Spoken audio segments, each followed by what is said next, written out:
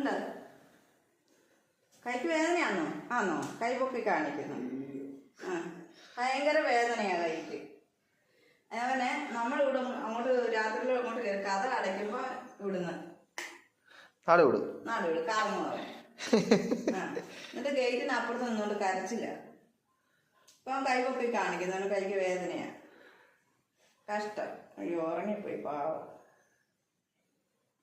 കള്ളത്തരമില്ലാതെ ഒരു വക കയ്യിലില്ല.